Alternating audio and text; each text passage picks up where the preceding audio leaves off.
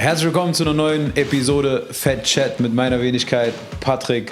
Heute haben wir zu Gast, wie ist dein voller Name oder unter was soll ich eigentlich nennen? Du kannst mich einfach Mavo nennen. Also Mavo Adler Ikena Meje, das ist tatsächlich mein voller Name. Also Adler ist tatsächlich in deinem Namen drin. Ich habe dich so gespeichert im Telefon, aber ich habe keine Ahnung gehabt, ob das wirklich dein Official Name ist. Tatsächlich, und so steht auch so im Ausweis drin. So Adler, keine Ahnung, was sich meine Eltern dabei gedacht haben. So wahrscheinlich, so die meisten Afrikaner irgendeinen deutschen Namen, der da hinzugefügt wird, so um natürlich anerkannt zu werden oder bessere Chancen auf Jobsmöglichkeiten dann halt zu haben. Weil eigentlich ist ja Mavo ja so mein Künstlername und so, und man kann auch sagen halt Mark, so, also ganz. Also 5000 verschiedene Deutsch. Namen. Ja, so sieht's aus. So, aber heute zu Gast hier ist Mavo, unser Trading Coach. Richtig, so sieht's aus. Das ist dein Hauptding, was du machst. Das ist tatsächlich mein Hauptding. Also ich habe viele Sachen, die ich mache. Ja. Ich bin ja zugleich noch Modedesigner.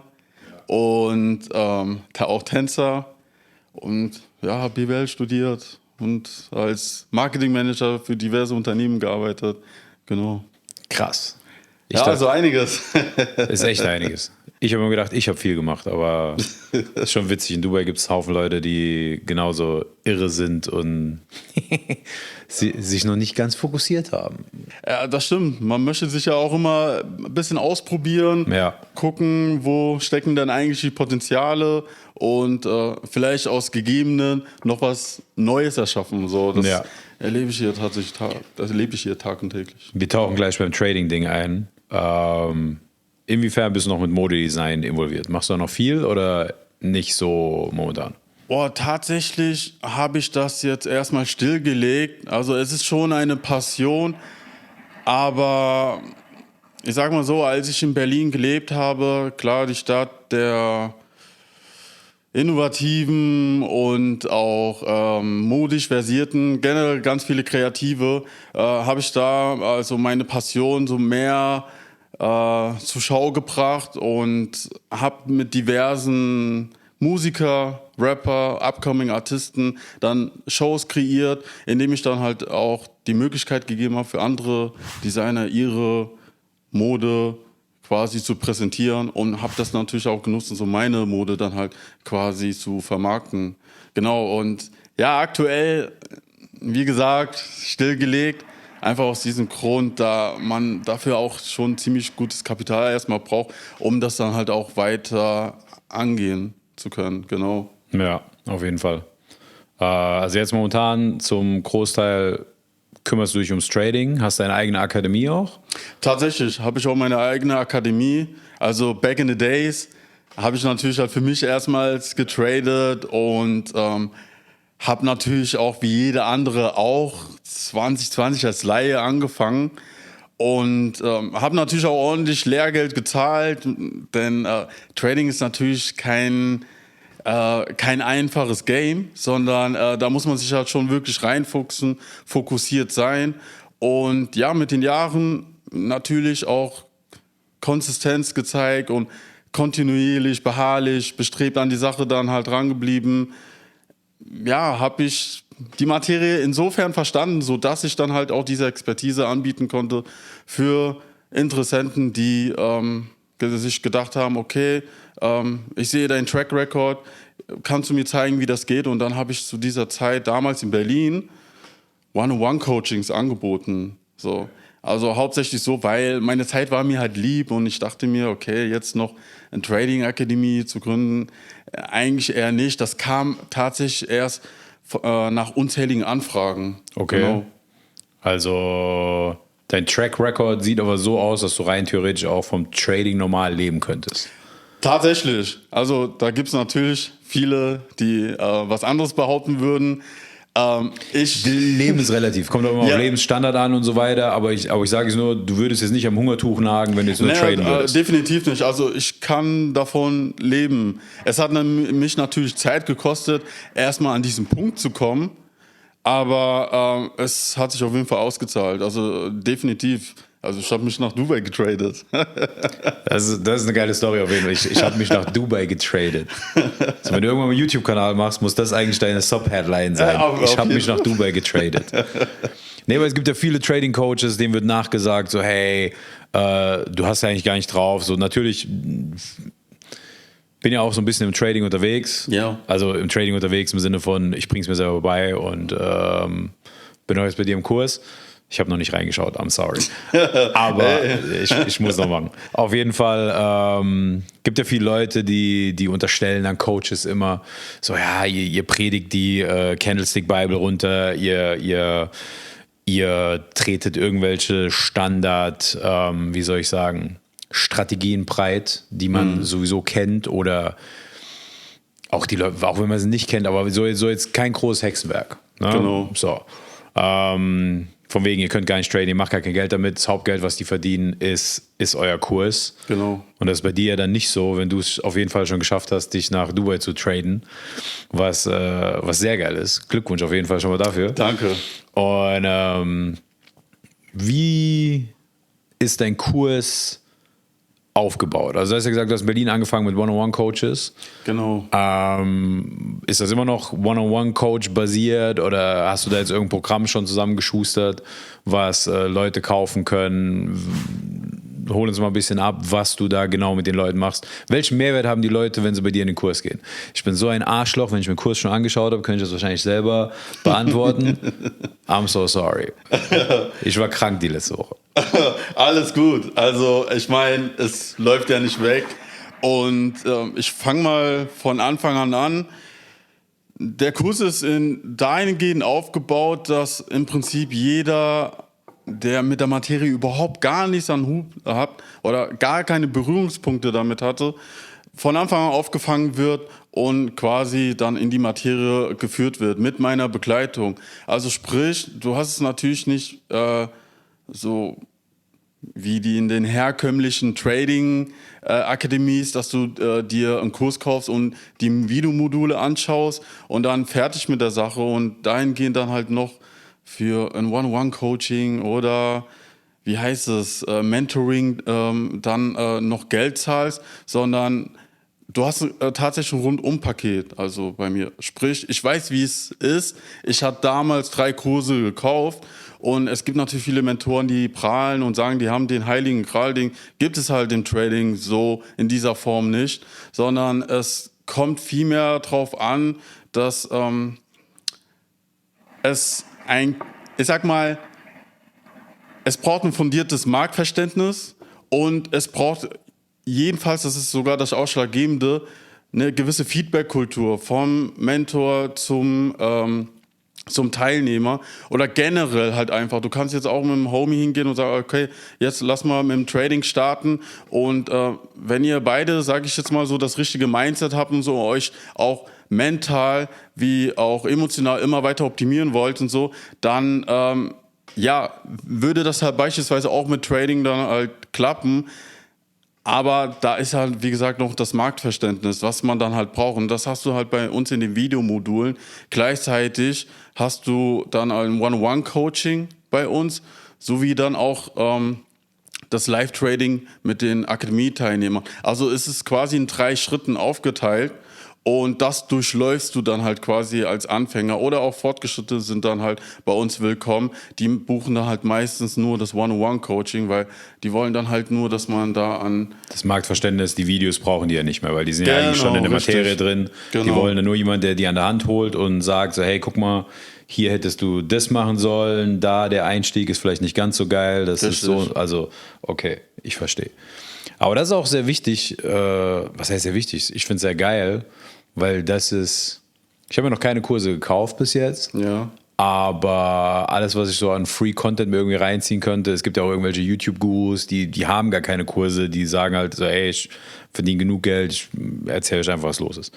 Aber das sind halt trotzdem die Sachen, die teilweise fehlen, weil du wirst ja nicht allein gelassen, es ist halt trotzdem schwer zu verstehen und das anzuwenden, was die denn für irgendwelche Videos in, keine Ahnung, irgendwelchen Forex-Pärchen oder in was weiß ich was für Kursen zeigen, ist halt nicht schwer anzuwenden, aber es ist halt wenn du dich damit nicht wirklich sehr krass befasst, machst du halt trotzdem viele Fehler. Ja, das ist halt das aktuelle Problem, gerade in dieser Trading Space, vor allem jetzt halt auch mit dieser Trading Social Media Bubble.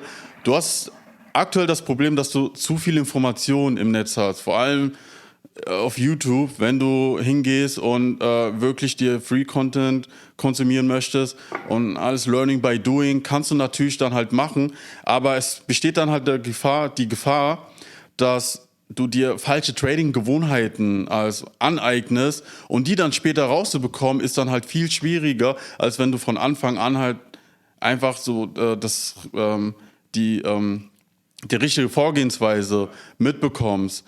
Und das merke ich auch selber in meiner Akademie. Das sind ganz viele, die kommen von einem anderen Kurs. Aber es gibt dann einige, die haben auf YouTube unzählige von Strategien konsumiert. Und es hat alles natürlich seine Daseinsberechtigung. Aber im Trading kommt es nicht darauf an, so die beste Strategie zu haben, sondern es geht vielmehr darum, wie gehst du mit dieser Strategie um? Passt diese Strategie überhaupt zu deinem Mindset, auch zu deiner Geduld? Weil darauf kommt es ja hauptsächlich im Trading an. Wir warten die meiste Zeit und setzen dann halt einen Trade, weil jeder kann Buy- und Sell-Button drücken, aber die wenigsten können auf ein Setup warten. Also sprich, es ist halt viel mehr so der emotionale, der psychologische Part, den man optimieren muss. Und darauf gehen wir dann halt ziemlich stark ein. Und ich bin aber auch der Meinung, dass wenn man hingeht und sich mal fragt, wieso 95% aller Trader verlieren, so, es hat nichts mit der Strategie zu tun. Die meisten haben kein emotionales Management, so. Und zugleich wird man dann zugeballert mit Strategien, die natürlich für eine gewisse Zeit funktionieren, aber dann in andere Zeiten dann wiederum nicht. Und so, das ist wie im Casino. Also der Spieler muss natürlich auch mit Geld ausgeschüttet werden, sodass er auch immer wieder weiter Geld reinwirft und immer weiter im Game bleibt. Aber am Ende das Casino gewinnt immer. So ist das im Markt auch. Also ihr kriegt dann ganz viele Strategien, die die Banken selber irgendwo dann halt kreiert haben, und ihr versucht dann natürlich dann Geld damit zu machen, was ihr natürlich auch macht, weil hier wird ja mit dem Erwartungswert gespielt. Und dann im Nachgang und so verlieren sie dann halt alles wieder. Und da habe ich dann einfach daran angesetzt, dass back to the roots gehen, traden, wie es auch die Börsianer in der Wall Street machen.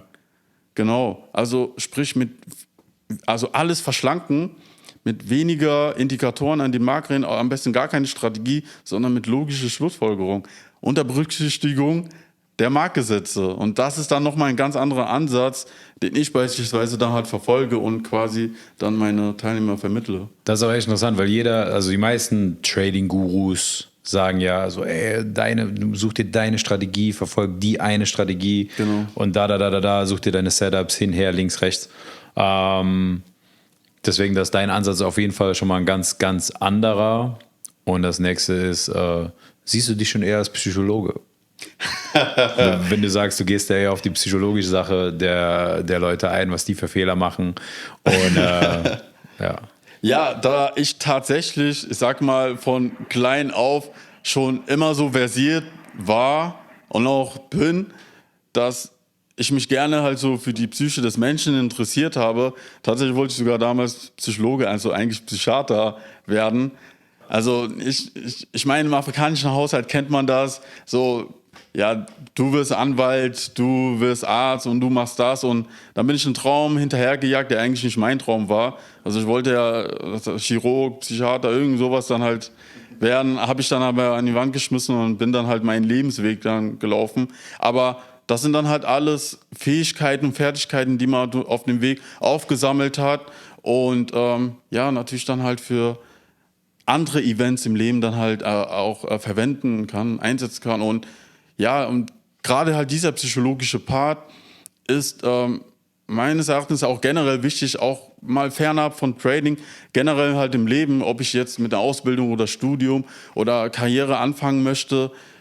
Irgendwo muss ich mich ja auch optimieren, um meinetwegen dann halt mein zukünftiges Ich dann zu erreichen. Wenn ich jetzt sage, okay, ich möchte jetzt dann bleiben wir mal halt beim Trader, so der beste Trader werden oder der Beste im E-Commerce, dann sind natürlich alle am Anfang ziemlich euphorisch und fangen die Sache an, bis sie dann an einen Punkt kommen und merken, oh, das ist doch schwieriger als gedacht und kommen dann in ein Tief, wo viele natürlich dann sind und genau in diesem Tief trennt sich dann halt das Spreu vom Weizen, dass die einen einfach das Handtuch werfen und stattdessen dann halt in eine ganz andere Sache dann wieder reinspringen und dieser Circle sich dann quasi wiederholt, weil sie sich nie gefragt haben, welche Fähigkeiten brauche ich denn eigentlich, um diese Sache dann halt auch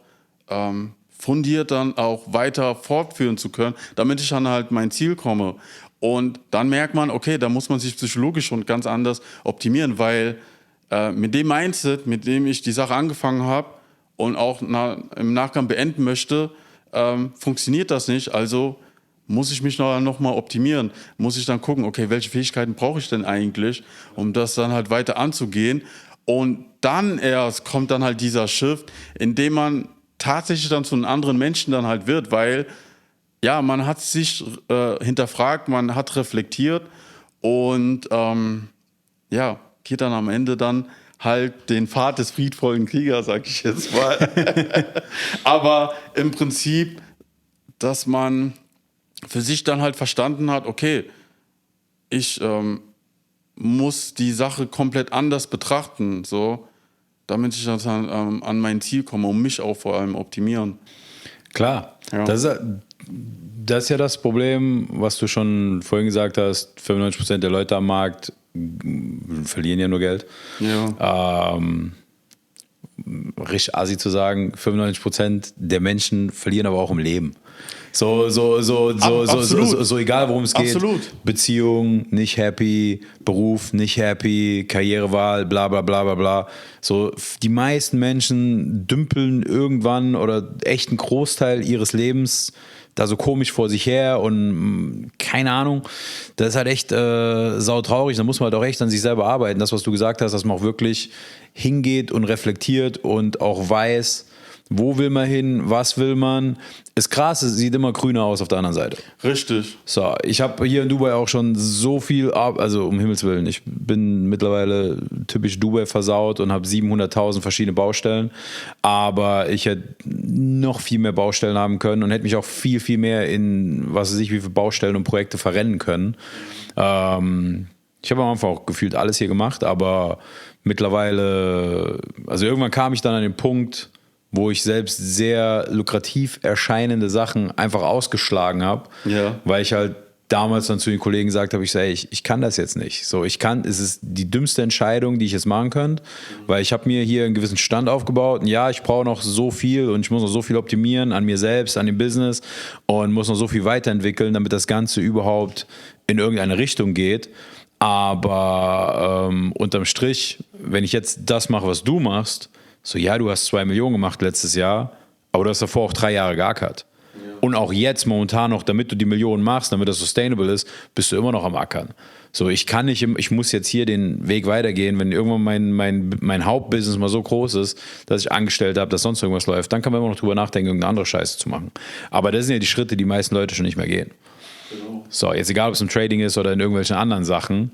So, hey, geil, ich habe gesehen, guck mal hier, der hat mit 2, 3 Trades, ich bin hier nicht blöd, ich erkenne auch noch hier die Resistance Zone und schieß mich tot und sonst noch was. So, ja, yeah. So, aber was sonst noch dran steckt, das erkennst du halt nicht. So. Und allein nur die Geduld abzuwarten, ob jetzt die Confirmation kommt oder nicht, das haben ja schon viele Leute nicht. Genau das. Zack, rein, rausgestoppt, Geld verloren, alles scheiße, alles Scam, alles dies, alles das. Das ist es. Natürlich ist dann halt das Geschrei in Social Media dann halt ziemlich groß. So, wenn 95% verlieren und wer glaubt denn dann an die 3%, die das Geld machen? So.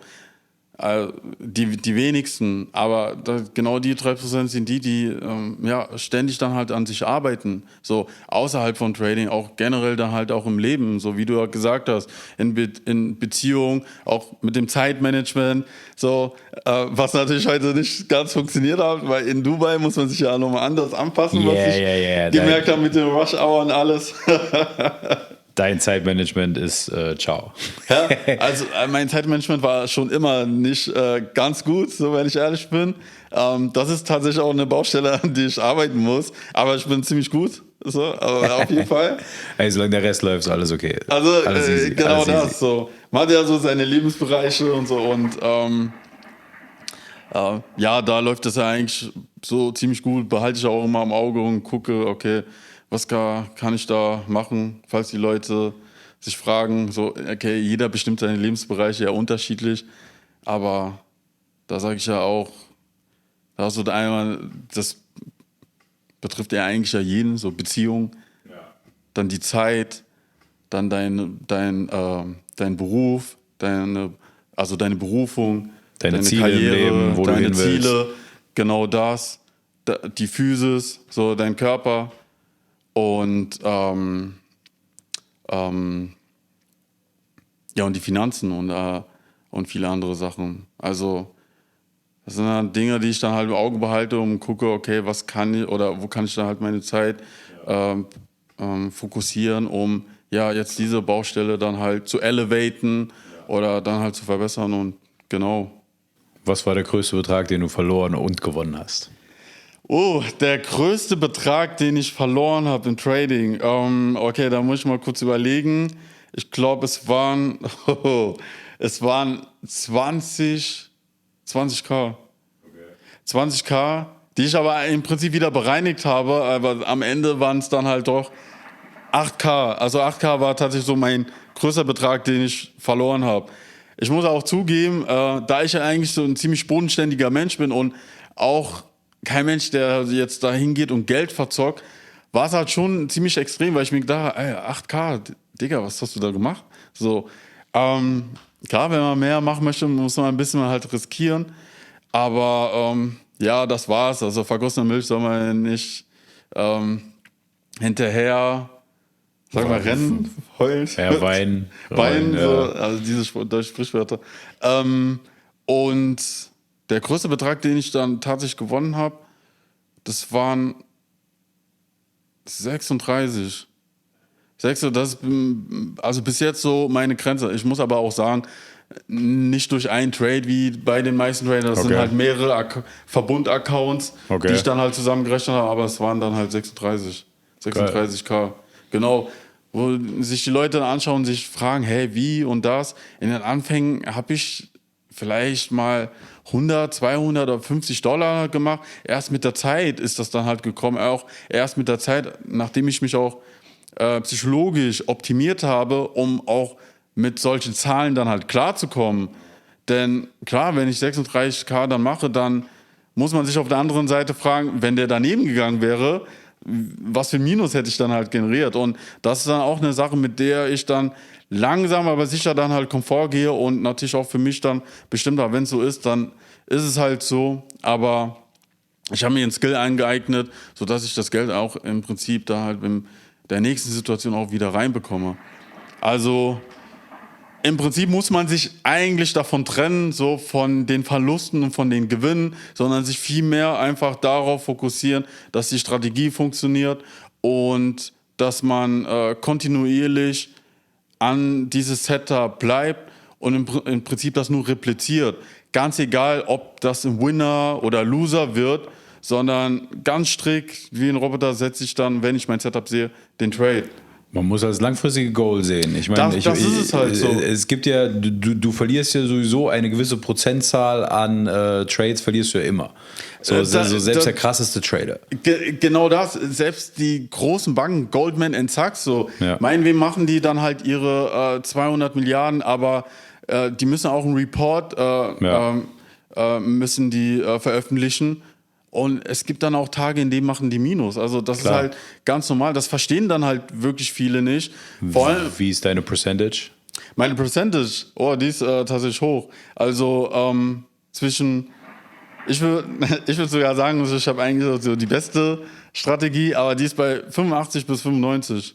Damn, So, das ist wild. So, die meisten Trader, die ich kenne, die sagen, rechne mal mit so, also die versuchen alle Strategien zu fahren, dass die mit 30%iger Gewinnrate, glaube ich, auf so minimalem Plus sind. Also sie versuchen immer so 40 bis 50% zu gewinnen. Genau. Das ist doch so der Standard. Ne? Ja, das ist so der Standard. Bei mir ist es halt tatsächlich so, ich versuche die Bangers mitzunehmen. Ich versuche für mich zu analysieren, wo Banken sich positionieren, wie sie natürlich auch versuchen, mit der Manipulationsmargin uns Trader in die falsche Fährte zu führen. Also da gibt es ganz viele Zwischensteps, die beachte ich schon so und kalkuliere sie auch mit ein in meiner Strategie. Das heißt, im Prinzip nehme ich halt nur wirklich A+++Setups und setze auch nicht jeden Tag Trades, sondern ich warte wirklich, bis ich für mich ich sage das auch immer so schön bei meinen Teilnehmern, bis ich diesen Glitch in der Marktmatrix sehe. Und dann setze ich dann halt diesen Trade und es gibt wirklich diesen Glitch, den man da erkennen kann, diese Anomalie, und dann setze ich halt den Trade. Das ist mir erst mit der Screentime irgendwann aufgefallen und auch wie ich generell an einen Trade rangehe, dass ich auch die Entscheidung treffe, den Trade dann halt zu setzen. Das ist ein riesengroßer Gedankenprozess. So. Und ja, generell, da kommen wir dann halt auch wieder zur Entscheidungssetzung, weil das ist ja im Trading ja wichtig, man wird ja für die Entscheidung bezahlt. Und generell auch die Entscheidung, die man halt im Leben trifft und so, ist natürlich auch ausschlaggebend und so, wie dein Verlauf sein wird, denn für viele ist das halt so selbstverständlich, eine Entscheidung zu treffen. So, man macht sich ja nicht wirklich Gedanken, also ich sag mal die wenigsten, aber ja, es gehört halt mehr, also es ist ja schon ein riesen Gedankenprozess dahinter, bevor man hingeht und eine Entscheidung fällt und so, denn die Auswirkungen spürt man erst tatsächlich viel, viel später. So, auch wenn sie so klein und unscheinbar war. So, genau. Wie viele Trades setzt du in der Woche im Schnitt ungefähr? In der Woche, also ich sag mal so, in der Woche 2 bis 3. Mehr nicht, also und im Monat, wenn es hochkommt, bin ich bei 10 oder sogar drunter. Also es gab mal einen Monat, da habe ich vielleicht nur 5 Trades gesetzt. Aber es waren halt wirklich 5 qualitative, dass es auch vollkommen gereicht hat. Also im Trading ist wirklich so, weniger ist mehr. So, statt halt dieses Overtrading und... Machst du dann deine Live-Trades, weil du machst ja dann auch Live-Trades mit deinen Teilnehmern. Genau. Machst du in Live-Trades dann Demo-Trades oder kann auch sein, dass du in einer Live-Trading-Session sagst, so hey, Scheißtag, heute geht alle an den Pool, so ciao.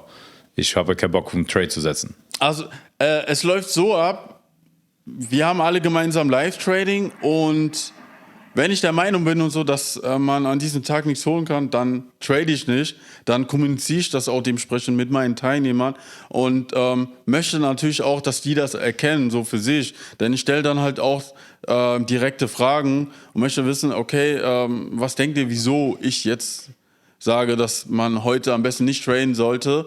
Denn das ist auch wichtig für einen Trader zu erkennen. Wann macht es Sinn zu traden und wann macht es gar keinen Sinn? Weil im Prinzip sind wir ja keine Trader, sondern wir sind Risikomanager. Also wir versuchen ständig unser Kapital zu schützen und zu gucken, bei der höchstmöglichen Situation dann auch dementsprechend Geld zu verdienen und Trade zu setzen. Wie viele Trading-Teilnehmer hast du aktuell? Wie viele Trading-Teilnehmer ich aktuell habe? Also ich habe ja 2 Gruppen, einmal eine deutschsprachige Gruppe und eine englischsprachige Gruppe. Und insgesamt sind wir jetzt, wir sind jetzt aktuell ein paar reingekommen, also 35 Leute. Also ich ziemlich exklusiv, weil natürlich, ich nehme mir halt für jeden einzelnen Teilnehmer die Zeit, um mit ihm das One-on-One-Coaching dann halt durchzugehen, sagen halt viele, ja, wie wirst du das machen, wenn ja ganz viele da sind? Natürlich appelliere ich auch darauf, dass der ein oder andere dann halt als Coach agieren könnte in der Training Akademie. Deshalb nehme ich mir halt dann halt auch die Zeit, um jeden Einzelnen dann ziemlich schnell fit für den Markt zu machen, weil das Ganze ist halt kein Hexenwerk. Man muss halt nur wissen, was sieht man da, weil der Markt ist dann der eigene Matrix für sich. Und man muss halt versuchen, sich halt von dieser Matrix zu entkoppeln und die ganze Sache neu dann halt zu betrachten. So, deshalb gebe ich dann halt einfach so viel. Also das ist auch dein Plan dann für später hochzuskalieren oder die Schule zu erweitern. Genau. Weiter diesen Charakter von den One-on-One-Coachings beizubehalten, aber gute Prospects mit ranzuziehen, dass du nicht der alleinige Master of Disaster bist. Genau, dass ich nicht der alleinige Master of Disaster bin, richtig.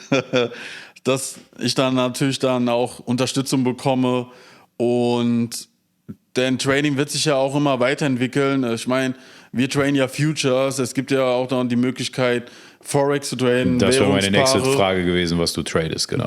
Genau. Also Futures. Wir traden Futures. Das ist halt für mich die Königsklasse. Und dann wir zielen darauf, oder anders gesagt, wir prognostizieren auf zukünftige Preisbewegung. Das wären dann halt so die Futures. Und dann hast du halt noch die Möglichkeit, Forex zu traden, Währungspaare, so Euro, USD und so weiter.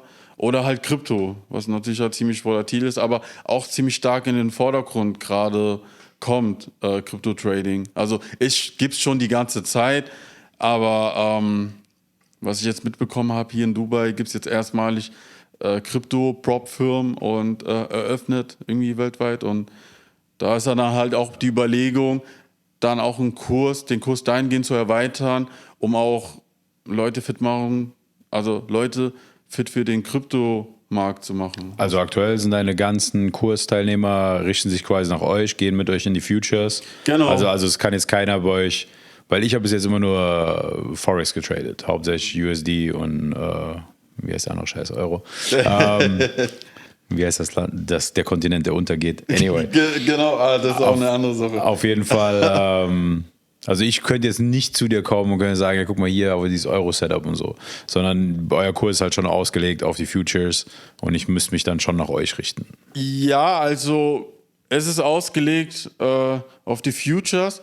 Allerdings kannst du die Strategie, die wir fahren, auf alle Märkte projizieren. Also, weil jeder Markt läuft mit Liquidität und das kannst du sowohl auch auf Krypto als auch auf Forex komplett übertragen. Also, da kannst du alles traden bei uns. Cool. Wie ist die Webseite von deinem Kurs? Whycanatrading.com. Why can't I? Nee, Whycanatrading.com. Geil. Genau Geil, das. Moment. Was kostet dein Kurs, wenn ich fragen darf? Oder? Also aktuell kostet der Kurs, also das sind ja halt schon riesen Benefits, die man hat. Vor allem, ihr habt ja lebenslangen Zugang. Sind wir bei 7.999 Dollar oder Euro, okay. Ja, Euro. So. Euro ist gut momentan. Ist schon Ja, okay. ich weiß, du hast auch. Ist schon okay. Jetzt mit dem ganzen Trading-Kram, das ist deine Hauptkarriere momentan. Willst du noch mal irgendwas in die Moderichtung machen? Definitiv, das ist meine Passion und die Kontakte sind da, auch so den Artisten und so den Designern und da möchte man definitiv vielleicht auch hier was in Dubai so eine Show kreieren, weil ich will auch eine große Showcase dann halt für meine nächste Fashion-Line kreieren, genau. Ja, das dauert noch etwas.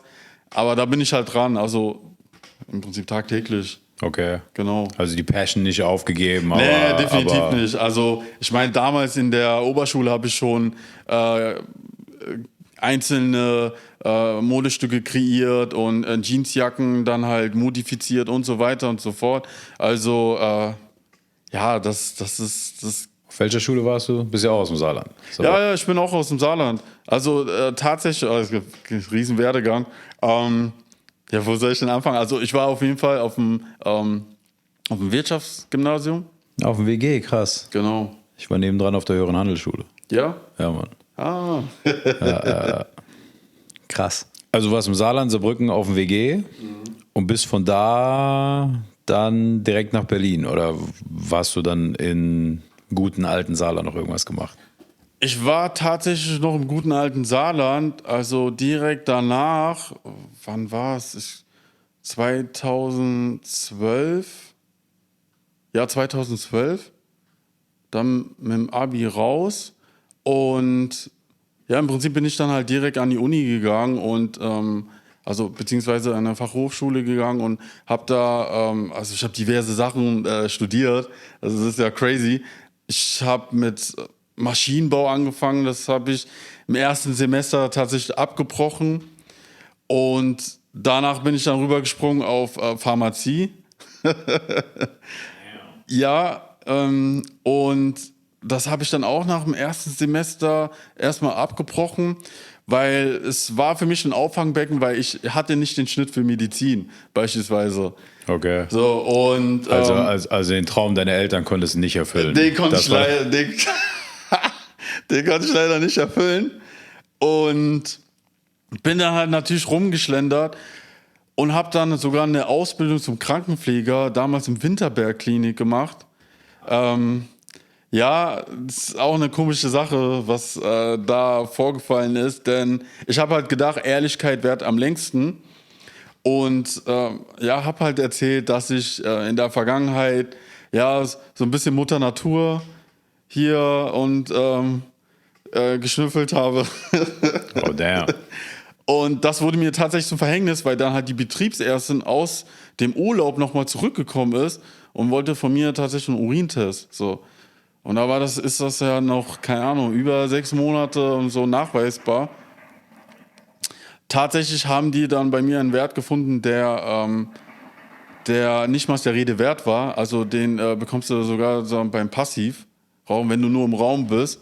Da hat sich sogar der Aufsichtsrat dann eingesetzt für mich, dass ich da bleibe. Aber man hat ja gedacht, ich als Afrikaner würde ja den Medikamentenschrank ausrauben. Das so sogar. God damn it, ey. Wirklich, es war eklig. So dass ich dann ja am Ende dann ja suspendiert wurde. Und dann bin ich heulend den Berg runtergegangen zu meinen Homies zurück und gesagt, ja, es hat dann nicht. Und hast erstmal gesagt, bau mal ein. Ja, das ist die ganze Trauer musste halt irgendwie weg. Als Jetzt ist auch egal. Ja, jetzt auch egal. Ja, das war halt schon lustig, muss ich sagen. Und ja, ich bin das ja auch nur angegangen, damit ich mir das anrechnen kann, um ein Medizinstudium dann halt anzufangen. Aber an diesem Tag habe ich dann alles an die Wand geschmissen. Ich gedacht, naja, komm, das bringt nichts. Und natürlich habe ich dann halt wie jeder andere dann halt BWL studiert. So, genau. Ja, war damals halt verrucht. Im Nachhinein denke ich mir, eigentlich das Beste, was man halt machen kann. So. Denn, Studium fertig gemacht auch, oder? Ja, das habe ich fertig gemacht. Nach den ganzen Anläufen und so habe ich das tatsächlich fertig gemacht. Und dann ja, bin ich dann nach Berlin und ja, habe dort tatsächlich auch eine Modeausbildung dann halt angefangen, so Modeschneider. Und ja, so hat dann halt die ganze Reise dann halt angefangen. So, ich war halt, das habe ich auch damals immer zu meinen Tutoren gesagt, ich bin ein Pirat auf hoher See. Und habe alles Mögliche gemacht, alles absorbiert, wusste halt nicht ungefähr, wo die Reise hingehen wird, aber für mich war halt klar, irgendwann werde ich halt finanziell unabhängig. Ich weiß nicht wie, aber irgendwie so. Das habe ich wohl auch mal gesagt, ich werde reich, wie? I don't know, aber ich werde reich. Ja, so. genau das. Also ich gehe meinen Weg, so ganz militant und irgendwann komme ich dann halt auch da an. Denn es hat sich ja natürlich auch dahingehend manifestiert, da, ich sag mal, ich komme ja aus ärmlichen Verhältnissen, so, meine Mom hatte halt viel gearbeitet und 3 Jobs mit 5 Kindern musste sie dann, ja, war ziemlich hart. Mein Vater war halt nicht da, hat sich ja nicht wirklich sehr um uns gekümmert, aber dennoch versucht, das Beste da halt zu machen. Und ja, ein Lob an beide, so, rest in peace. Und ja, dennoch haben sie halt für uns dann halt so die beste Möglichkeit gegeben, dass meine Mom mit meinem kleinen Bruder und mir aus Nigeria mit dem Boot, wir sind natürlich mit dem Boot Also bist in Nigeria geboren? Ich bin in Nigeria geboren. Mit wie vielen Jahren seid ihr rübergekommen? Da war ich 6. Dann sind wir dann halt rüber nach Deutschland, tatsächlich mit dem Boot. Da waren auch viele andere Leute. Einige haben es halt nicht geschafft, andere dann halt schon. Und ich kann mich auch nur brüchig daran erinnern. Und ich weiß halt auch, also Nigeria, Abia State, dann geboren und war natürlich halt eher so eine Kirchengemeinde, so ein kirchliches Dorf drumherum, weit und breit gar nichts. Also da musstest du dann halt schon stundenlang fahren, um dann halt in die nächste Stadt dann halt zu kommen. Und ja, ich will nicht sagen so, da hat sich manifestiert, dass man mehr aus dem Leben machen wollte. Das ist dann auch erst viel später entstanden, weil, wie gesagt, es war schön, man war halt glücklich, man war mit den Leuten da, drumherum halt ganz viel Natur, also hat man halt dann dieses Leben gekannt. Als man natürlich nach Deutschland kam, Kulturschock erstmal, man war der Sprache natürlich nicht mächtig und musste sich da natürlich auch erstmal einfuchsen, dann durch die Grundschule erstmal da halt gemobbt, weil man war halt anders, man konnte nicht kommunizieren. Welche Grundschule warst du? Rotenberg. Da war ich auch, Alter. Grundschule, hä? Nauwieser Viertel direkt. Rotenberg. Ja, Nauwieser Viertel. Jeder war Rotenberg. Bro, brutal, Alter. Aber Rotenberg finde ich gegen. Ich habe gerade letztens noch beim anderen Kollegen im Podcast gesagt, Rotenberg waren sau viel Kennex, waren sau viel Ausländer, Alter. Ja, absolut. Kennst du die Frau Chariat Madari? Chari, doch? Die Lehrerin. Ich weiß nicht, also ich kenne Frau Becker-Saar, die war immer da. Frau Schlicker war Frau Hild war meine Lehrerin, meine Klassenlehrerin. Ja. Dann gab es Herr Hensler. Das sagt mir, glaube ich, noch was. Ja? Ja? Herr Sausen. Das sagt mir nichts. Das sagt ihr auch nicht? Warte, wer ist da noch so ein OG? Eigentlich Frau Becker-Saar, diesen AG da, die hat doch Trommel AG geführt und auch die Computer AG. Ja, ich glaube, ja. Wobei Computer AG, glaube ich, gab es bei uns noch nicht. Ach so, okay. So, ich bin ja ein paar Jahre älter wie du. Ja, aber okay, so viele Jahre jetzt auch nicht. Was für ein Jahrgang bist du nochmal? 93. 10 Jahre, Alter. Okay, gut. Ich bin 83, Alter. Okay. Ja, Frau Hild war meine Klassenlehrerin. Ich weiß nicht, ob die ja noch da war, wo du da warst. Ich glaube, die Chariat Madari war noch da. Chariat Madari sagt mir irgendwas. Ja, auf jeden Fall. Das war die Klassenlehrerin von der Parallelklasse. Aber wie gesagt, bei uns also ich fand damals, waren halt echt nur Kennex. Also waren so viele Ausländer bei uns. Also jetzt nichts Schlimmes oder so. Ja. Aber weil ein Kollege hat letztens erzählt, der ist dann später, die sind auch als Flüchtling nach Deutschland, aus dem Irak. Und er hat gemeint, wo er war, waren die halt immer so die Ausländer. Und da habe ich gesagt, so krass, bei mir war eigentlich umgekehrt. Auch fucking WG ging noch, aber höhere Handelsschule waren auch noch Kanaken und Afrikaner. So. Ja, so dieser ganze Komplex. Kennst du Fred? Aus Ghana? Fred, wie heißt der Nachname nochmal? Der war auch bei mir in der Klasse. Ich habe auch mit dem Basketball gespielt, also ich habe den vorher schon gekannt. Fred, boah. Kennst du 100 Pro? Mit Sicherheit, so. Ich habe es immer schwierig gehabt mit Namen, so, aber wenn ich das Gesicht sehe, weil in Saarbrücken hat sich jeder gekannt. Ja, ich wollte gerade sagen, so African Community, ihr wart ja schon eng zusammen, Alter. Genau, genau. So, jeder hat ja gewusst. Deswegen, also bei uns waren immer nur, ich war eigentlich immer der einzige Deutsche, so. Also nicht der einzige, aber einer von wenigen. Deswegen. Ja, ist schon witzig. Ja, auf Rotenberg. Ja. War ich auch meinen ganzen Geschwistern. Und dann bin ich dann tatsächlich von Rotenberg dann in die Bruchwiese dann halt. Bruchwiese war ich nicht. Ich bin nach Duttweiler noch auf die Schule, auf die Gesamtschule. Ja, nach Duttweiler. Ah, krass. Auf die, keine Ahnung, wie die Schule heißt. Gesamtschule in Duttweiler. Und dann halt auch über 1000 verschiedene Umwege, so habe ich, glaube ich, ein Jahr BGJ gemacht, Berufsgrundschuljahr, also wo die Ultra-Assis sind. Von dort bin ich auf die Gewerbeschule nach St. Ingbert. Von der Gewerbeschule bin ich auf die höhere Handelsschule. Und dann bin ich von der Schule geflogen. Und dann habe ich gar nichts mehr gemacht. So, da war dann war so, scheiß drauf. Ja, letzten Endes denke ich mir sowieso im Nachhinein, dass generell dieses ganze Schulsystem eigentlich im Prinzip der größte Scam ist, den es jemals gegeben hat.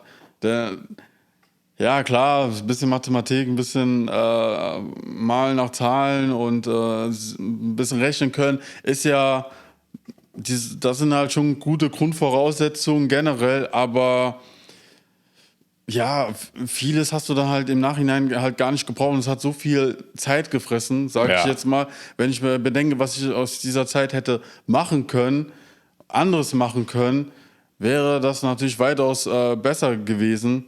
Ja, auf der einen Seite schon, auf der anderen Seite, wir haben ja damals selber noch gar nicht gewusst, wo wir hinwollen. Also das ist ja auch ein riesen kulturelles Problem an sich. Absolut, kulturell und... Man kriegt das ja gar nicht eingetrichtert. So, ich glaube, die einzigen Menschen auf dem Planeten, die das eingetrichtert kriegen, sind die auf irgendwelche Elite-Unis gehen, die schon reiche Eltern haben, die genauso getriezt werden. Richtig, so, doch. Bei uns... Keine Ahnung, bei mir war halt schon zweite Generation Kriegsflüchtlinge, so, ne, keine Ahnung, meine Oma, Großtante und so, die sind alle im Zweiten Weltkrieg gekommen, wir kommen eigentlich aus Polen, Litauen, da die Ecke. Okay. So daher. Und so meine Oma ist wahrscheinlich genau wie deine Eltern, die waren einfach nur, mach was Anständiges, mein Bub. Also mach dies, mach das, mach links, mach rechts. Genau. So, und dann hockst du da als kleines Kind wahrscheinlich mit ADHS, keine Ahnung so, aber wie wir damals unterwegs waren, heute hat ja jeder Idiot, der nicht 2 Minuten ruhig sitzen kann, hat schon ADHS. Wir haben wahrscheinlich alle ADHS. Ich glaube, wir haben das alle. So die ganze Generation von 1980 bis 1995 sind alle. Richtig. Und damals war das aber noch nicht so ein Ding, die haben ADHS. Damals war einfach nur, nein, egal was du willst, mach doch lieber das. So, das war einfach damals das Ding. Ja, das stimmt. Also sehr guter Punkt, da gebe ich dir absolut recht.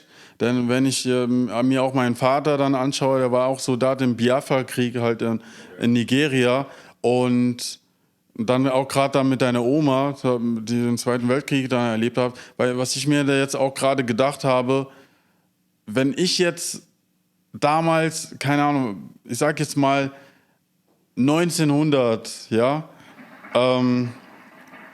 oder 1900 zur Welt gekommen wäre, so, und ich wäre 14, 15 und hätte den Ersten Weltkrieg, so. Aber der Erste Weltkrieg, dann wäre es schon 30 oder so. Ja, aber 1900 irgendwas. Was war der Erste Weltkrieg? Nee, Erster Weltkrieg. Ja, der Erste. Ja, Erster Weltkrieg, ja, okay, ich habe jetzt an den Zweiten gedacht. Der Erste. Und als 14-Jähriger oder 15-Jähriger komplett geschädigt, so. Natürlich. Und dann mit 30, 35 kriegst du dann den Zweiten Weltkrieg mit.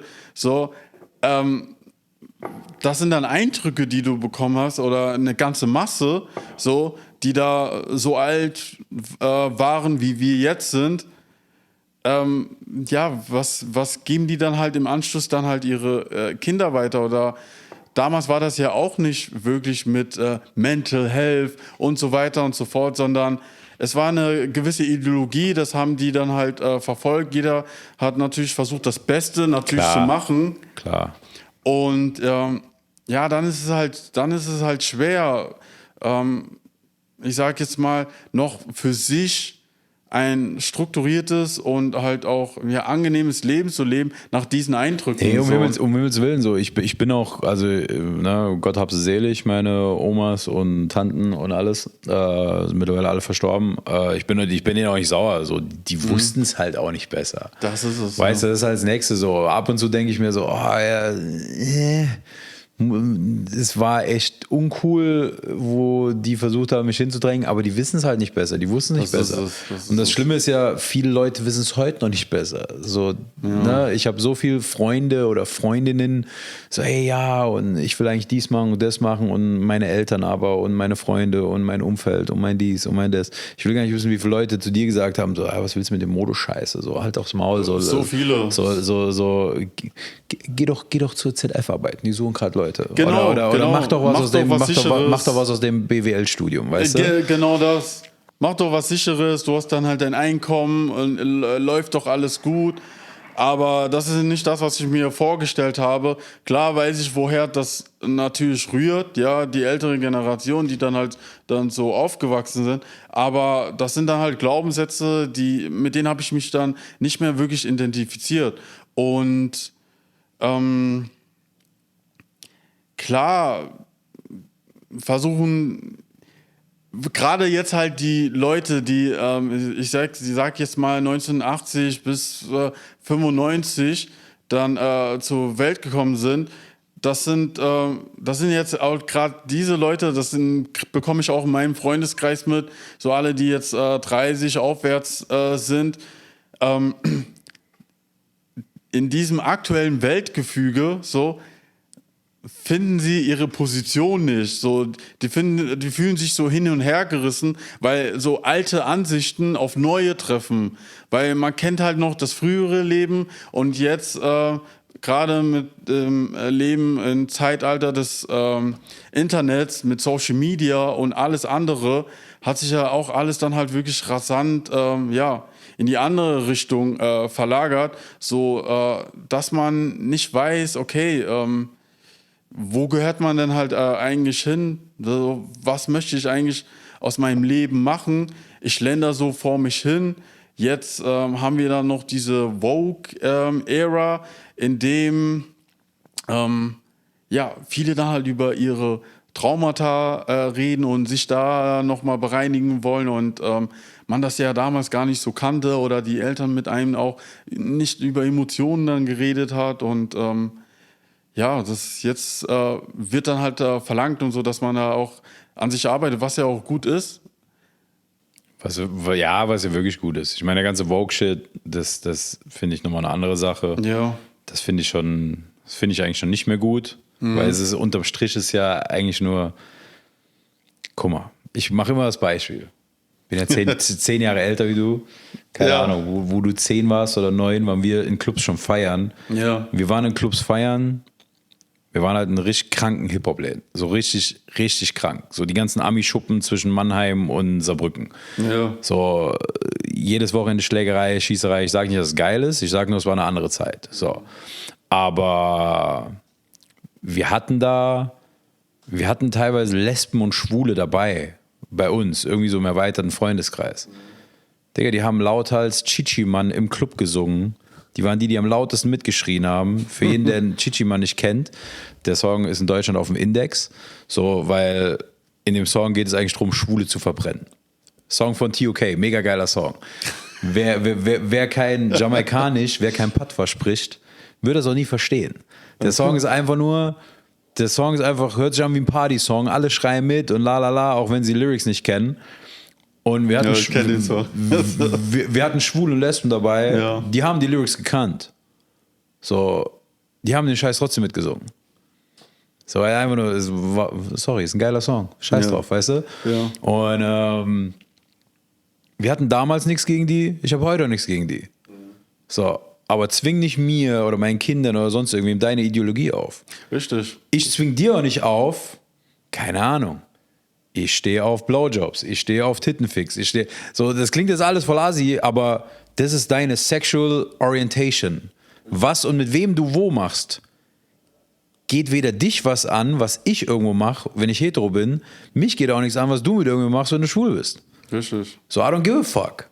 So, wir waren damals schon mehr Vogue wie heute, weil damals konnten wir auch gegenseitig Scheiße labern, wir haben was gemacht, so, und es war keiner, du bist homophob. Das hat nichts mit homophob zu tun. Nochmal, ich habe mit Schwulen schon gefeiert, da waren die meisten, die sich heute Vogue nennen, haben noch in die Windeln geschissen. Ja. So. Das hat nichts, aber der macht sein Ding, ich mach mein Ding. Genau. Ich will den nicht davon überzeugen, dass mit Frauen zu schlafen das Geilste ist auf der Welt. Aber ich will auch nicht hören, dass es für ihn geil ist, mit Männern zu schlafen. Es gibt einfach verschiedene Sachen, die gehören in dein Schlafzimmer, fertig. Richtig. Oder wenn du ganz behindert unterwegs bist, gehören die noch in einen Kitty Cat Club oder so, wie das Scheißding Berlin heißt. Ja, whatever. So, aber das ist dann auch dein Ding, das ist auch wieder was ganz anderes. Und Digga, auch wenn du hetero im Kitty bist, dann musst du schon 2 Schrauben locker haben. So, es tut mir leid. Als relativ normal denkender Mensch, manche Leute würden jetzt argumentieren, ich bin nicht so normal denkend, I'm a freak as well, aber es gehört halt nicht in die Öffentlichkeit. Fertig. Genau. So, Ende. Deswegen sage ich so, dieses ganze Vogue-Ding ist nochmal eine ganz different Story. Ja, habe ich auch eigentlich eine Hardliner-Position dazu, weil ich mir einfach nur denke, so, nee, Alter. Ja, es wird halt instrumentalisiert. So, Ja, das ist es halt. so. Das ist es halt. Das ist es halt. Wie bist du dann in Berlin auf das Trading gekommen? Lass mich raten. Du wolltest deine Modeleidenschaft finanzieren. Das war der Initial Step. Ich habe nach Möglichkeiten gesucht, meine Modekollektion zu finanzieren und habe mal einfach geschaut, halt, was es gibt, weil damals 2020 war ja dann halt Covid-19, diese große Pandemie, dass alles eingekracht ist, selbst an die Märkte. Also dieser Zeit habe ich ja gar nicht getradet. Dennoch war natürlich auch ziemlich populär, in NFTs zu investieren. Und kleines Headline, Leute, NFTs die sind nicht tot. So. Da Okay. würde ich weiterhin ein Auge drauf halten. Vor allem, wenn jetzt GTA 6 kommt. Und da habe ich in NFTs investiert, habe ich mich verbrannt, Geld leider Gottes verloren und auch in Krypto. Und tatsächlich habe ich dann irgendeine Amerikanerin dann getroffen, online. Nicht gedacht nur so, dass ich so naiv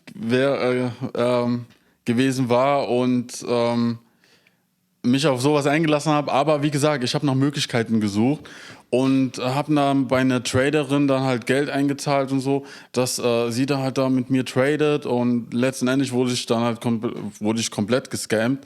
Also, Damn.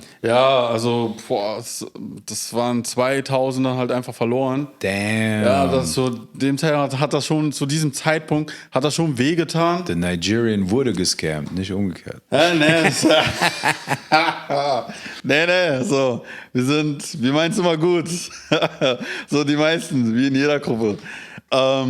Leider Gottes wurde ich da gescammt und dachte mir, wow, denn die hat mir dann immer einen Report geschickt und ja, das Geld ist so gewachsen und dann dachte ich, wow, super gut, so einfach, easy going, so. Aber eigentlich habe ich schon geschnüffelt, aber ja, Die Hoffnung war größer. Die Hoffnung war leider Gottes größer.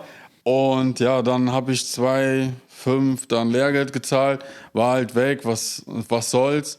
Und das war dann für mich dann ein Impuls, dass ich mir gedacht habe, okay, ich sehe auch auf Social Media, TikTok, da gibt es ja diverse Trader, die machen Geld mit. Dann vielleicht muss ich halt einfach nur professionell lernen. So. Und dann habe ich ein bisschen geguckt, auf YouTube ein bisschen rumgestöbert und wollte auf eigene Faust, bis ich mir aber gesagt habe, ehe ich jetzt nochmal Geld verprasse, suche ich mir einen Coach. Und ja, tatsächlich habe ich dann halt einen gefunden, habe dann erstmal den Kurs bezahlt, damals 5.000, war auch schon einiges, die Ersparnisse gingen dann halt dafür auf. Ja. Und habe das dann erstmal durchgezogen, dann eine lange Zeit. Also natürlich hat man nicht am Anfang direkt Geld verdient, aber das war halt so der Werdegang so quasi. Und Auf 5K war es dann direkt dedicated, war ich direkt, also ich habe das investiert und dachte mir, das hole ich definitiv raus. So, also egal wie lange es dauern wird, ich habe mich wirklich committed und habe mir, das ziehe ich durch. Bis am Ende ich dann tatsächlich dann mich in 2 und noch einen dritten Kurs, also im zweiten und im dritten Kurs dann nochmal gefunden habe, wo ich dann auch jeweils dann 4.000 und 5.000 dann nochmal gezahlt habe. Crazy, so im Nachhinein betrachtet. Aber das habe ich natürlich halt gebraucht, um jetzt da zu stehen, wo ich dann bin. Aber ja, das war es dann halt. Also das war erstmal eine große Investition, die ich dann halt geleistet habe. Und es war auch ein ziemlich langer Weg, auch gepaart mit Tränen und Verzweiflung und die Selbstzweifel waren so groß, weil ich irgendwann an einen Punkt kam, in dem ich gedacht habe, es bringt nichts. Ich habe gedacht, ich mache da kein Geld, weil es waren ja die Investitionen und gleichzeitig habe ich noch Geld verloren. So, dadurch so viele Konten in den Sand gesetzt. Ich gedacht, Alter, ehe ich da jetzt noch mehr Geld investiere. Wie viele Konten hast du geplättet in deiner Karriere bis jetzt? Boah, das habe ich auch ganz transparent mit meiner... bevor es zur Karriere wurde. Ja, bevor es zur Karriere wurde, habe ich auch ganz transparent mit meinen Teilnehmern kommuniziert. Das waren 200. Konten. Ja, 200 Konten habe ich. Ich habe da eine Record, die ich immer noch habe, um den Leuten dann halt zu zeigen, ey, es ist nicht so, wie man das draußen sagt. Also klar, gibt es Ausnahmen da draußen, die,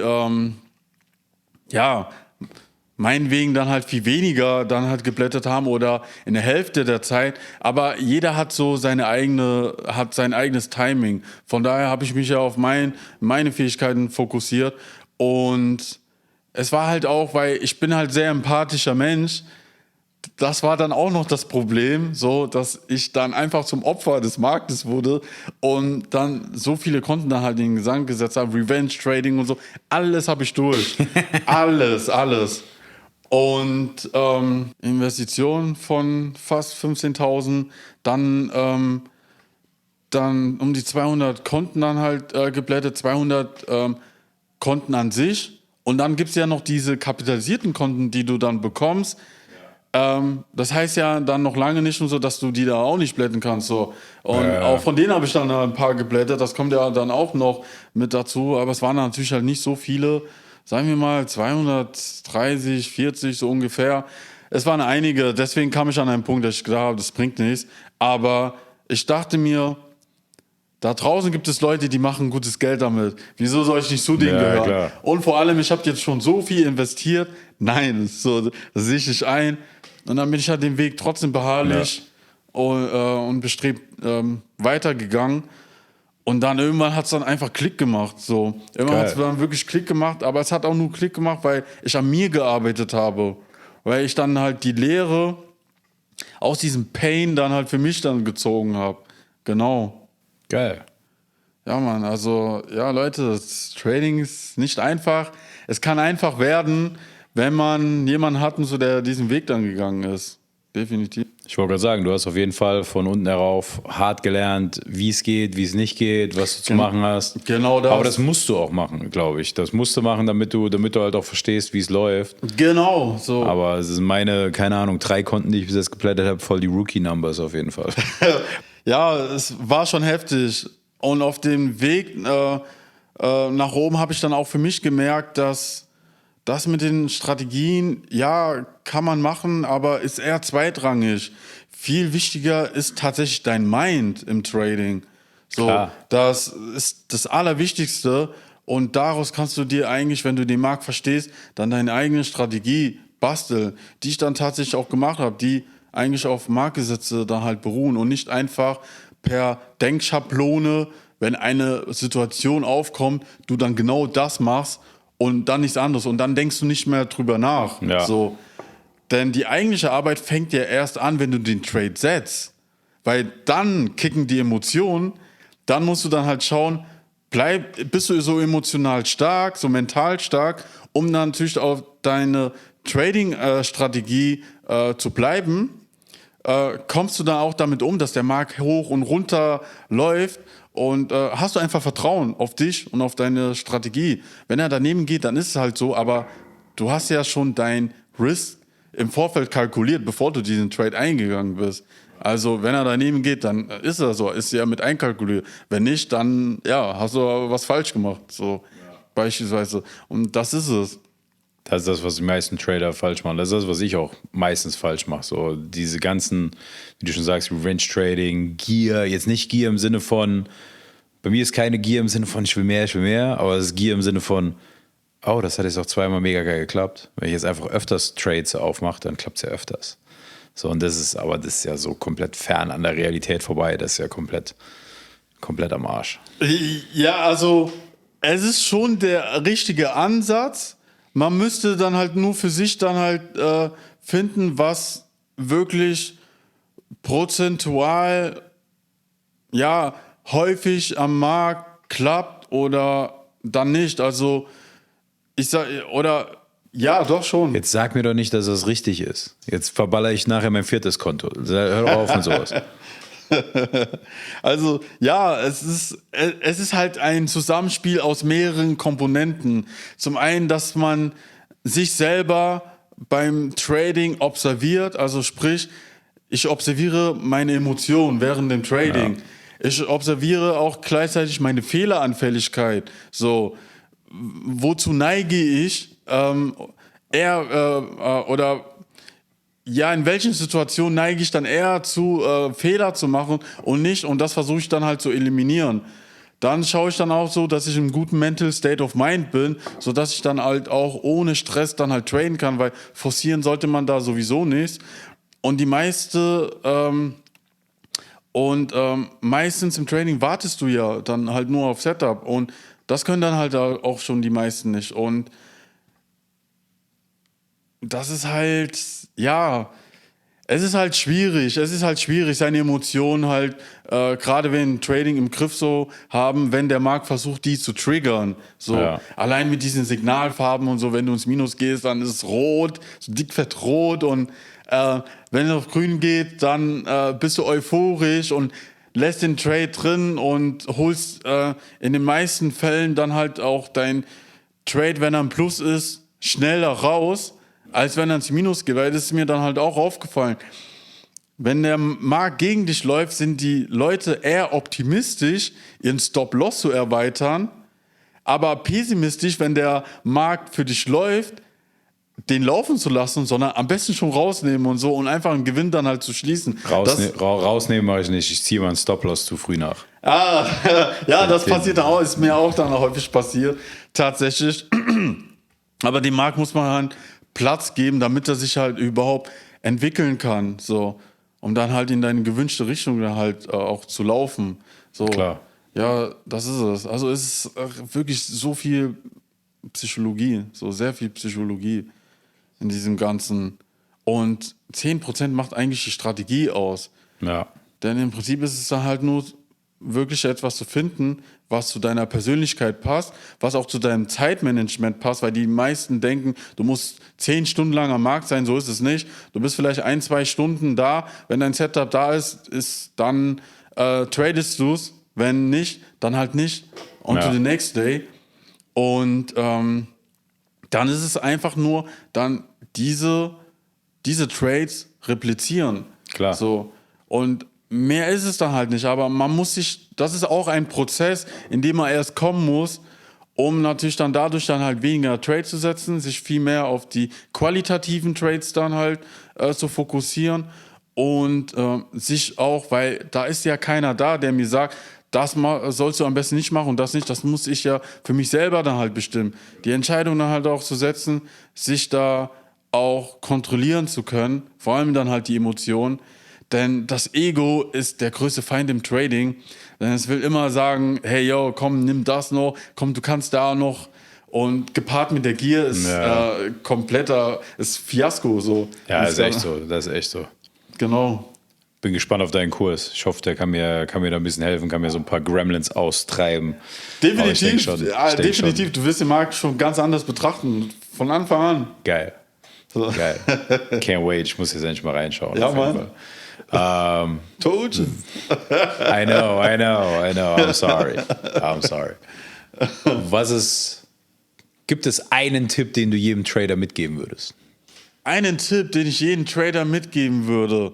Boah, eigentlich sind das viele Sachen, aber wenn ich mich jetzt auf eine Sache beziehen würde, dann ja, arbeitet wirklich an euer Mindset, weil das bestimmt wirklich alles im Trading. Denn es gibt gerade im Trading Space ist das so umstritten. Die einen sagen, wenn du eine gute Strategie hast, dann musst du sie einfach nur ausführen und machst dein Geld. Die anderen sagen, du solltest dann an deinem Mindset arbeiten. Ich sage, wenn dein Mindset nicht funktioniert, dann bringt dir auch die beste Strategie gar nichts. Denn du kannst sie dann nicht ausführen, weil du entweder zögerst oder Angst hast oder sonst was. Oder weil du halt übermütig wirst, wenn es dann mal klappt. Oder genau, das kommt da auch. So, wenn du zu selbstbewusst bist und dann denkst, okay, die Lotzahl erhöhen, jetzt ich bin der King, jetzt mache ich da noch mehr und verlierst dann alles, was du dir über Monate aufgebaut hast. So, das passiert dann halt auch. Also wirklich A und O ans Mindset arbeiten. An deinem Mindset arbeiten und an der Geduld. Das ist wirklich das Allerschwierigste, weil ich habe gedacht, ich wäre ein geduldiger Mensch, aber der Markt mir was ganz anderes gezeigt. Ich würde sagen, Trading said no. Ja, No way, José. So, ja, genau das. Also wirklich an die Geduld arbeiten und wirklich ans Mindset und das wirklich dann an die Strategie anbinden. Das halt, was für mich funktionieren muss, natürlich dann nicht für dich funktionieren. Allerdings, das, was ich halt gebe, sind die Marktgesetze und das sollte in jeder Strategie vorhanden sein, damit du überhaupt profitabel traden kannst, weil dann kannst du den Markt nicht verstehen, nicht lesen oder du verstehst nicht, wie psychologisch die Marktteilnehmer in den Markt reingehen und auch dementsprechend wieder rausgehen, denn das muss man wissen. Du musst halt wissen, was passiert, damit du überhaupt dann auch dementsprechend handeln kannst. Genau. Hast du noch irgendwas zu sagen? So, willst du noch irgendwas loswerden zum Abschluss? Ja, es war die beste Entscheidung für mich, nach Dubai zu ziehen, tatsächlich, weil es war nicht wirklich der Plan, hierher zu kommen. Also das hat sich dann halt irgendwie ergeben, weil wir halt zuvor schon mal Urlaub hier gemacht haben, 2022 mit meiner Frau. Und da haben wir uns so sehr in die Stadt verliebt, dass wir gesagt haben, okay, komm, wir müssen halt hierher, weil die Leute sind so freundlich und auch so diese Massenmentalität. Jeder gönnt dir deinen Erfolg.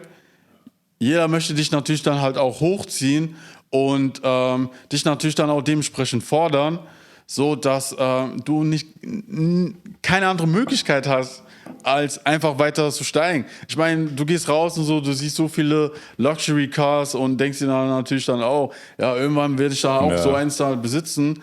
Und es ist halt einfach wirklich so eine Gönnerkultur mit Feedback-Kultur, dass man wirklich einfach helfen möchte. Und dadurch kriegt man dann halt einfach wirklich hierzulande einen Drive,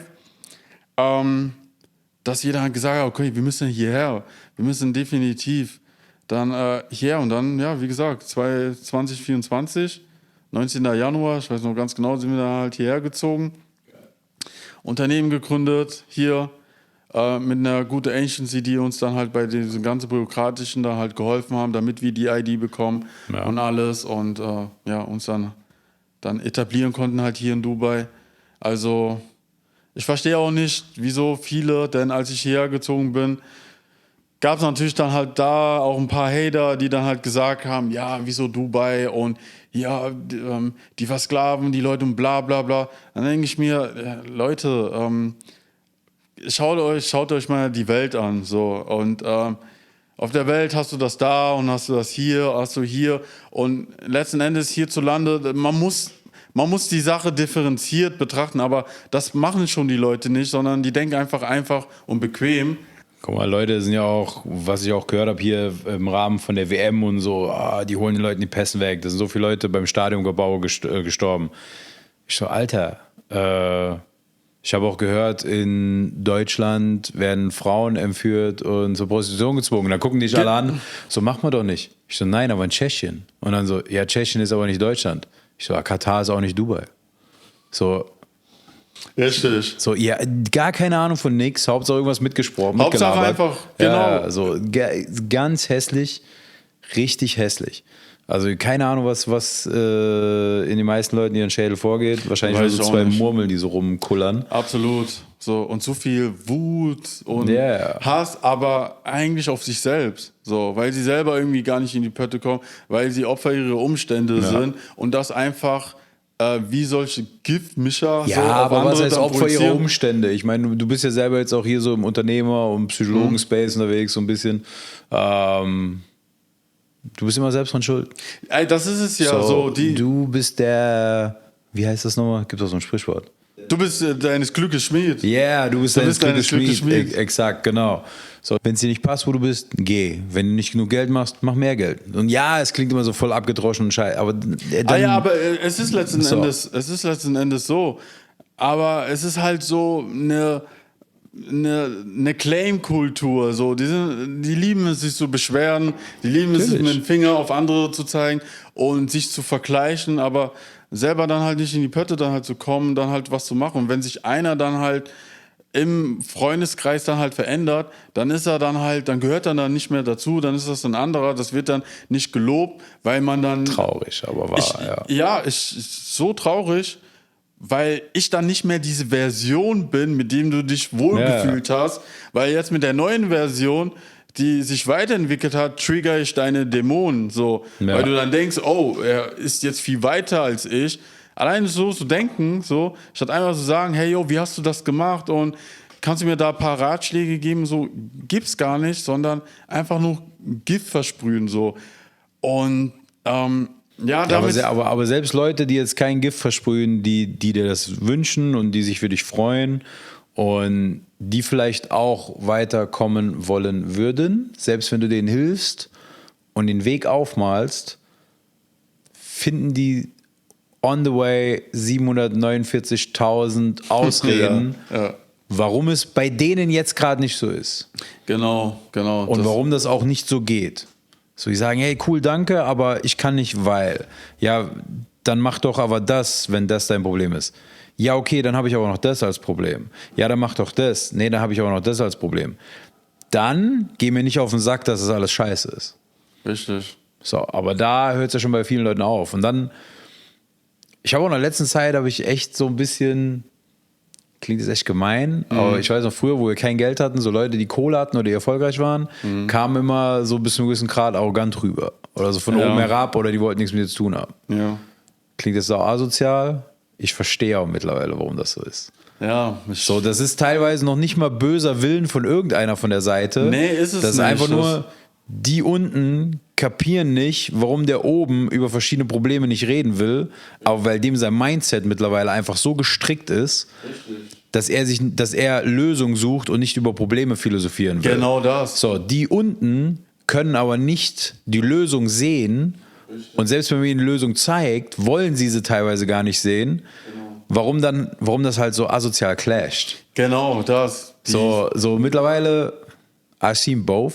Ich habe beides gesehen und war beiden Dinger, so wahrscheinlich wie du auch. Genau das. Und jetzt gerade so die letzten paar Monate ist mir das öfters so, weil ich habe auch viele Freunde, man lebt sich so ein bisschen auseinander und es ist so ein bisschen, wenn man telefoniert, man hat weniger Gesprächsdinger und dann denke ich mir nur, dann habe ich so Déjà-vus. Ich so, bin ich jetzt wie damals die anderen Leute, so mit denen wir nicht mehr so klar kamen, weil die dann auf einmal irgendwo anders unterwegs waren? Soll nicht heißen, dass ich besser bin, soll nicht heißen, dass die damals besser waren und da.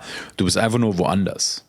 Du bist mit deinem ganzen Gedankengang, mit deiner Psyche, bist du an einem anderen Punkt. Genau. Das ist gar keine Bewertung so, dass eins besser ist oder dass ich jetzt besser bin wie früher. Überhaupt nicht und so. So, ich für mich finde mich jetzt besser, wie ich vor ein paar Jahren war. So, das heißt aber nicht, dass ich besser bin wie die Leute, mit denen. Das ist einfach nur, ich bin, besser ist echt schlecht gesagt, ich bin einfach woanders. Genau. So, und ich will mich um andere Sachen kümmern. Mein Headspace ist woanders. Ich will mich halt mit verschiedenen Sachen, und natürlich müssen wir uns auch noch mit genau den gleichen Sachen teilweise rumschlagen, aber wir gehen halt anders damit um. Ich glaube, das ist die beste Art, wie du das beschreibst. Auf jeden Fall. Und diese andere Herangehensweise an viele Sachen ist das, wo Leute, die nichts besser, schlechter. Die Leute, die aber nicht in dem Space sind, wo du bist, die verstehen deine Herangehensweise nicht. Genau. Und das Gleiche umgekehrt. Wenn du denen versuchst zu helfen und die aber einem anderen Mal mit neuen Ausreden kommen, warum es denn nicht so sein kann, wir verstehen das nicht mehr. Genau. So das ist richtig. So. Absolut. Das können wir nicht verstehen, weil wir sind diesen Weg gegangen. Wir haben die Entscheidung getroffen. Ja. Also auf der anderen Seite, ich verstehe es schon noch, weil ich glaube, wir waren beide früher in dem gleichen Space. Aber für mich ist halt, das habe ich auch jetzt schon zu ein paar Freunden gesagt, für mich ist halt nicht verständlich, so, sei happy mit der Situation, wo du bist, mit den ganzen 12 Problemen, die du hast, die dich davon abhalten, dass du hier hinkommst, aber dann beschwer dich nicht, warum du nicht hier sein kannst. Genau. Das hat jetzt nichts mit hier Dubai zu tun, einfach nur allgemein klar, genau. so die Art, wo du im Leben hin willst und so. Richtig. Und das ist einfach, ja, bei manchen Leuten finde ich echt traurig, muss ich sagen, aber you cannot save everybody. So, das ist leider Gottes das Ding. Schlafende Hunde sollte man halt nicht wecken, so. Und man kann Tipps geben, man kann natürlich dann halt auch als Freund halt in dem Kreis inspirieren, motivieren, aber du kannst ja nicht immer wieder anfangen, so dann das kleine Einmaleins dann halt wieder zu erklären, weil das kostet dich dann auch immer wieder Zeit und Energie.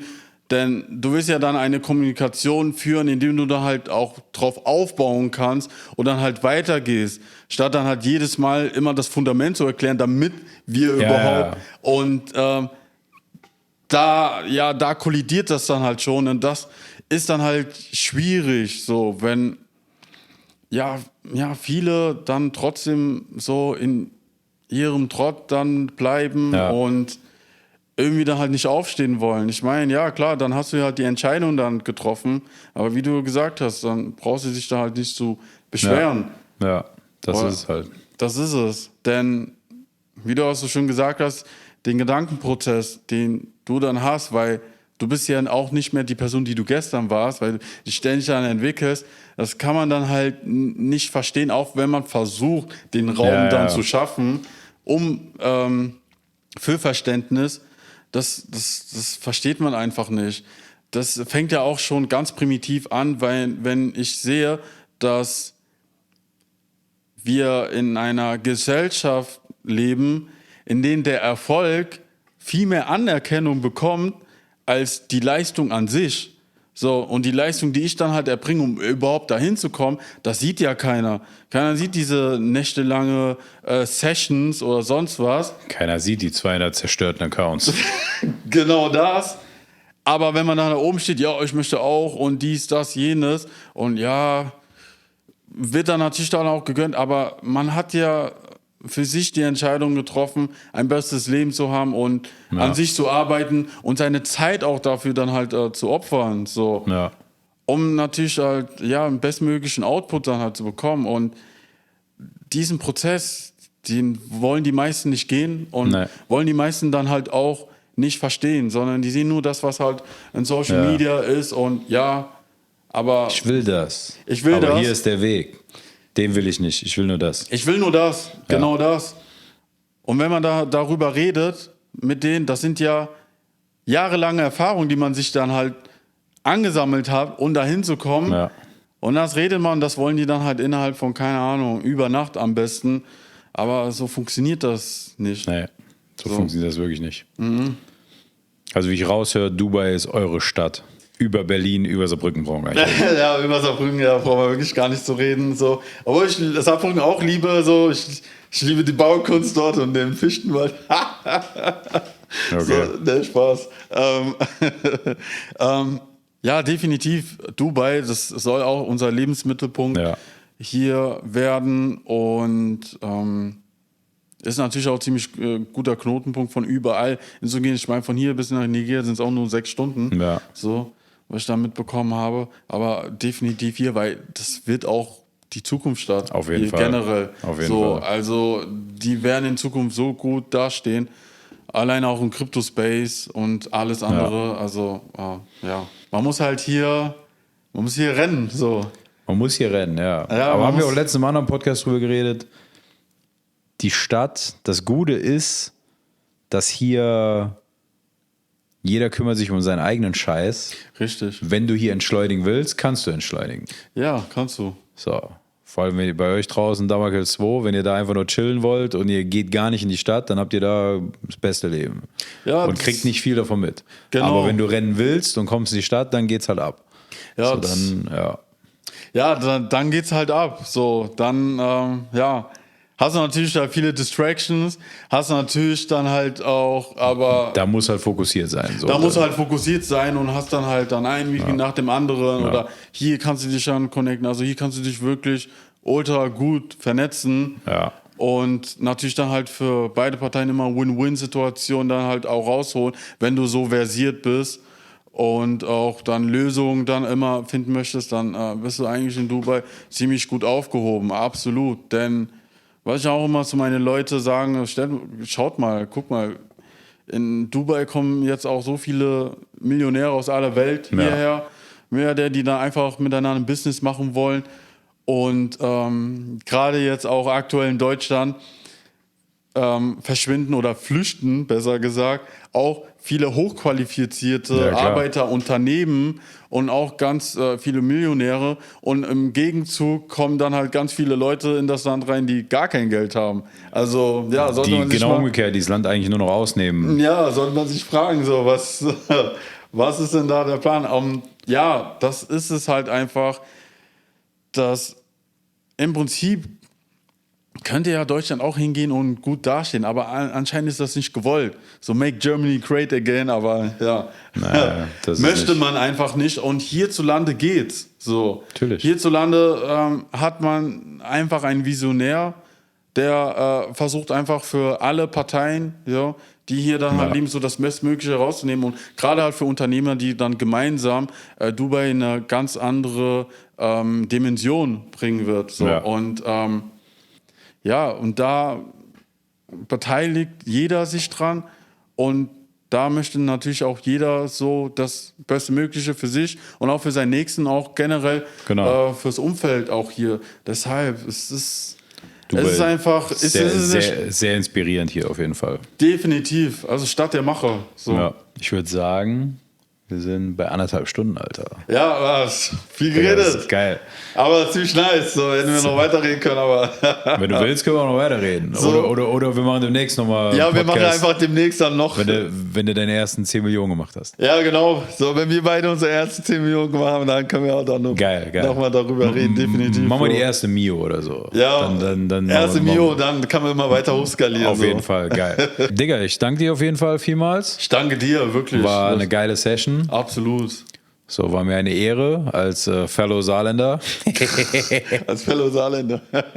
Ja, hat mich echt gefreut. Ich danke dir vielmals. Wir verlinken seine Schule und alles, was abgeht mit ihm unter diesem Video oder blenden das noch ein. Und ich bedanke mich auf jeden Fall vielmals. Vielen Dank fürs Zuschauen und wir sehen uns beim nächsten Mal. Wir sehen uns beim nächsten Mal, James. Danke dir vielmals, wirklich.